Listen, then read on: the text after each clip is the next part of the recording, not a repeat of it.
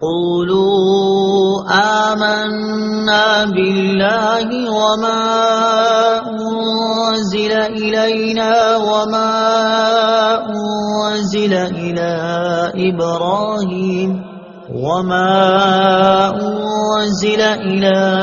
إبراهيم وإسماعيل وإسحاق ويعقوب والأسباط وما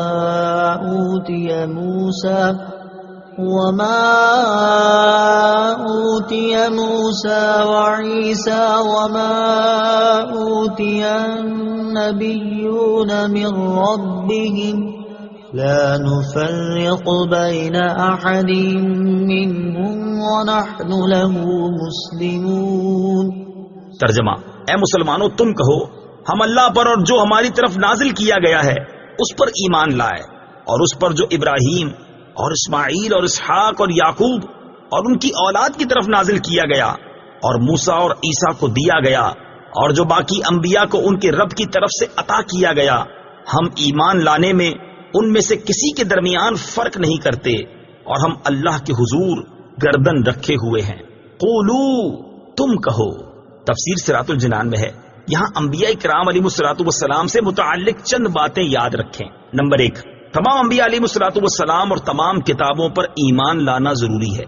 جو کسی ایک نبی یا ایک کتاب کا بھی انکار کرے وہ کافر ہے۔ البتہ انبیاء کرام علیہ الصلوۃ والسلام کی تعداد مقرر نہ کی جائے، کیونکہ انبیاء کرام کی تعداد کسی قطعی دلیل سے ثابت نہیں۔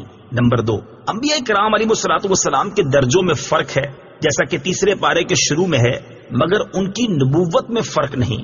نمبر 3، انبیاء کرام میں فرق کرنے سے منع کیا گیا ہے، وہ اس طرح ہے کہ بعض نبیوں کو مانیں اور بعض کا انکار کریں۔ نمبر 4، یہ بھی معلوم ہوا کہ سارے نبی نبوت میں یکساں ہیں، کوئی عارضی، ذلی یا بروزی نبی نہیں جیسے قادیانی کہتے ہیں، بلکہ سب اصلی نبی ہیں۔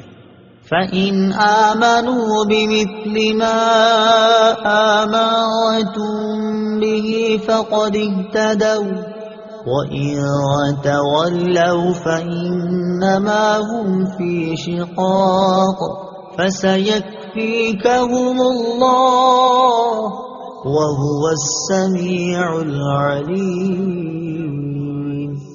ترجمہ: پھر اگر وہ بھی یوں ہی ایمان لے آئیں جیسا تم ایمان لائے ہو جب تو وہ ہدایت پا گئے، اور اگر منہ پھیریں تو وہ صرف مخالفت میں پڑے ہوئے ہیں، تو اے حبیب ان قریب اللہ ان کی طرف سے تمہیں کافی ہوگا، اور وہی سننے والا جاننے والا ہے۔ بِمِثْلِ مَا آمَنْتُمْ بِهِ، تمہارے ایمان کی طرح۔ تفسیر صراط الجنان میں ہے، یہودیوں کو صحابہ کرام کی طرح ایمان لانے کا فرمایا۔ اس سے معلوم ہوا کہ صحابہ کرام رضی اللہ تعالی عنہم کا ایمان بارگاہ الہی میں معتبر اور دوسروں کے لیے مثال ہے۔ فَسَيَكْفِيكَهُمُ اللَّهُ، تو ان قریب اللہ تمہیں ان کی طرف سے کفایت فرمائے گا۔ تفسیر صراط الجنان میں ہے، یہ اللہ تعالیٰ کی طرف سے ذمہ ہے کہ وہ اپنے حبیب صلی اللہ تعالی علیہ وآلہ وسلم کو غلبہ عطا فرمائے گا، اور اس میں غیب کی خبر بھی ہے کہ آئندہ حاصل ہونے والی فتوحات کا پہلے سے اظہار فرمایا۔ چنانچہ اللہ تعالیٰ کا یہ ذمہ پورا ہوا، اور یہ غیبی خبر صادق ہو کر رہی۔ کفار کے حسد، دشمنی اور ان کی مکاریوں سے حضور پرنور صلی اللہ تعالی علیہ وسلم کو کوئی ضرر نہ پہنچا۔ حضور اکرم صلی اللہ تعالی علیہ وسلم کو فتح نصیب ہوئی، بنی قریظہ قتل ہوئے، جبکہ بنی نذیر جلا وطن کیے گئے، اور یہود و نصارہ پر جزیہ مقرر ہوا۔ صبغة الله ومن أحسن من الله صبغة ونحن له عابدون۔ ترجمہ: ہم نے اللہ کا رنگ اپنے اوپر چڑھا لیا، اور اللہ کے رنگ سے بہتر کس کا رنگ ہے، اور ہم اسی کی عبادت کرنے والے ہیں۔ صبغۃ اللہ، اللہ کا رنگ۔